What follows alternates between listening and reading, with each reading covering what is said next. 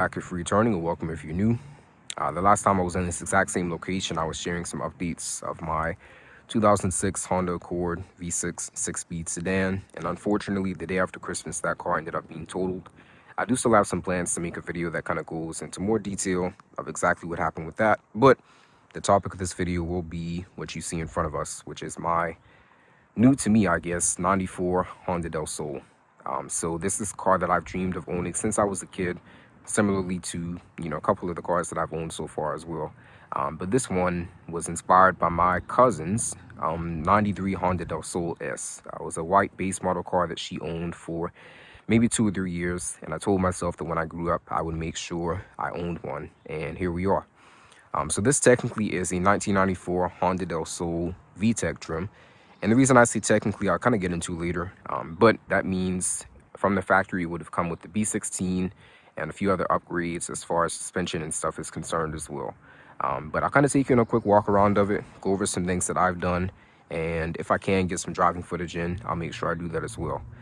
So as far as things that I've done since I owned it, fortunately, the internals of this car have been, pretty solid. The engine and transmission are perfectly fine. And the biggest issue that I had with it was how it looked. So I posted a few pictures and I think a couple videos of how the car looked when I first got it, and it was in terrible condition. As far as the paint was concerned, they had it painted this god-awful kind of matte color of blue, but just looked bad in my opinion. So I knew that paint was one of the first things that I wanted to knock out. As far as colors, I kind of wrestled with exactly which one I wanted to go with, and then I just decided, you know what, my first car was dark emerald pearl, or G87P, and I always loved that color in combination with the gold pinstripes, so I figured I would just replicate that, and here we are. Similarly to my old Accord, the car sometimes gets mistaken for being black or blue, which again, I've never seen, but it is that darker shade of green, and I absolutely love it. I think it's really period correct, and a part of me wishes that more car manufacturers would kind of introduce those darker shades of green again. But you can see that she cleaned up pretty well. Fortunately, the body was pretty straight as far as dents and stuff are concerned.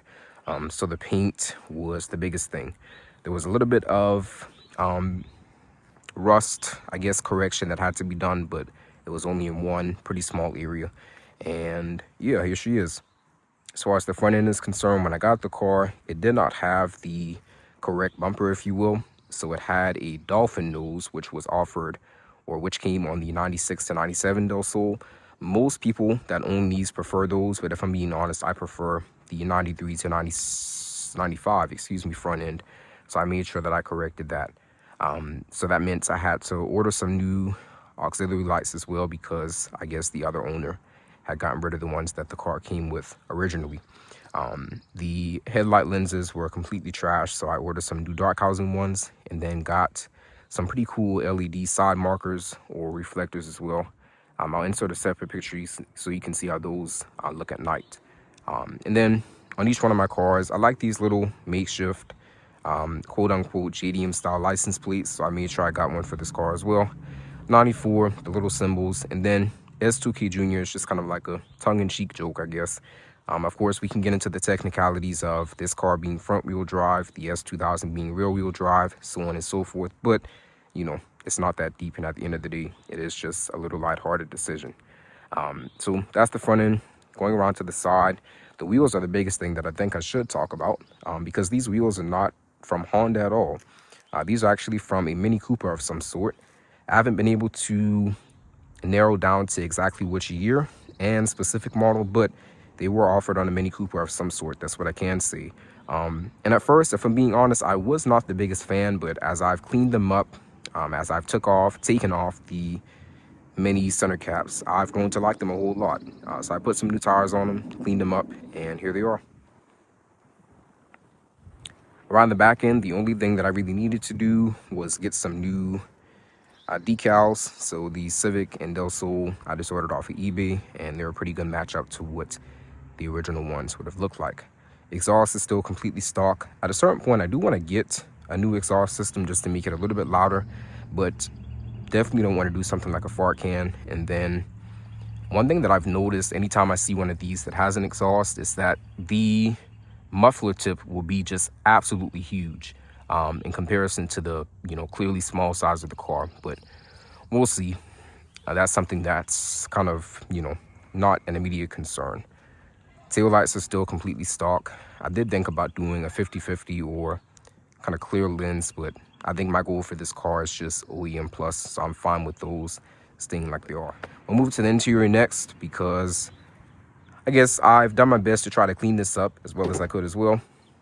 This door panel is where I'll start at, because you'll notice that this is not a 94 door panel at all. So this one came off of a 96 to 97 because the original door panel was completely trashed. So you'll notice that this is all black, whereas the original one on the passenger side is still gray and black. But nonetheless, this one, my car does not have power locks, but the door panel, of course, had space for those. So it's just kind of there in vain, if you will. So seats. These seats in this car are actually not, again, from Honda at all. For some terrible, unknown, ungodly reason, the seats in this are out of a Scion TC. I absolutely hate the way they look. So I covered them up as soon as I could. Even after I steam cleaned them a few times, they were still disgusting. And they just looked out of place in a car like this. What I can say is that they offer pretty good support. But again, just not a fan of the look, and they looked really out of place. So I got these covers for a relatively cheap price, put them on, and I'm pretty satisfied with that. The steering wheel had some cracking, a little bit of dry rotting, so I covered that up. Still has, these are not, a part of me wants to say that these are not factory floor mats, but they're a perfect fit. I feel like the factory floor mats would have been the little, designed ones that said Del Sol. But again, I don't know if these are just like an aftermarket set that happened to fit perfectly or what. But there those are. The previous owner changed out the shift boot, and then it had a different shift knob on it at first. I preferred that one, so I put that on there. And then, yeah, that's pretty much it. It did come with this dash cover, which I'm really, really, really happy about, because underneath the dash is not the prettiest. So this kind of works for both form and function in that regard. And I guess that's pretty much it. If you know a Del Sol, you know that it has a few little compartments to kind of make storage a little bit easier. So this tiny one right here, I have some stuff inside of this one right now, and I don't want it to look junky, I guess. So ignore that. Then of course the radio is kind of hidden away. This is a somewhat older Pioneer unit. It does not have Bluetooth in the traditional sense, even though it has that little Bluetooth logo. So I just connect my phone or whatever through USB, and that's how I handle music and stuff. This car does not have AC, which on days like this where I put the top down, I don't really care. Heat does work perfectly, which I'm thankful for in the days that it is pretty cold. The door panel on the passenger side, so it's not the prettiest either, but I could not find another one that was in good enough condition and was cheap enough. I wasn't trying to spend, $500 on one single door panel. So you can see that it has some cracking up here, and I guess I was going to say leather, but I'm guessing this is vinyl, has lifted up, and it's not the prettiest either. But in comparison to how the driver's side one looked, it's not too terrible. But I think that's about all I have to share about the exterior and interior. Where I'm going to go next is under the hood, and that's where a little bit of disappointment, unfortunately, does start. And I'll explain more once we get under there. So like I mentioned, the internals of this car, engine and transmission, run perfectly fine, shifts perfectly fine. However, if you're expecting a B16, you'll be sorely disappointed, because I'm pretty sure that this car might have been the victim of someone's swap, because its original B16 is gone, and in its place is a D16 Y7, which would have been the base model Del Sol engine from 96 to 97, as well as the base model engine on the 96 to 2000 Honda Civic, if I remember correctly. Or maybe if it wasn't the base model, it was the LX at least. But nonetheless, it's a 1.6 liter single cam, non-VTEC 4-cylinder, making horsepower that really isn't even worth mentioning. But what I can say is that in spite of the fact that it does not have VTEC, when you get into it, it really does still sound pretty good. It does have that cold air intake that I don't know too much about as far as brand or whatever is concerned. It was already there when I got the car. But So far, the car has not, left me stranded or anything. Cross my fingers when I say that. And yeah, at a certain point, I think I am going to consider swapping this, but I haven't decided if I'll go with the B16, B18, or the beloved K24. But that's a little bit further down the line. Right now, I'm just happy for the fact that I have a, relatively clean, relatively well-kept stock Del Sol, because these are becoming increasingly more rare. So there's that. Like I said, not the most exciting engine, but I'll take it as long as it runs and drives well. And I can definitely say that it does certainly do that. So there's that. All right, so there she is.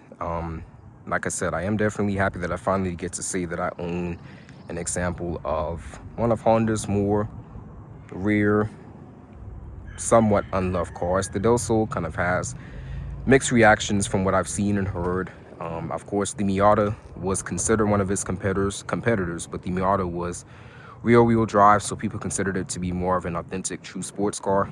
And to each his own. I am perfectly okay with this front-wheel drive and all. Every car that I've owned has been front-wheel drive, so it's no stranger to me. And I think with the conditions that I live in, I'm not begging for all-wheel drive or rear-wheel drive at that. Here she is. This one will be with me for as long as it possibly can.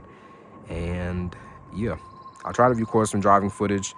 I was kind of enjoying my top-down ride, so I might save the driving footage for either a separate day or a little bit later on, maybe when I decide that I want to put the top back on.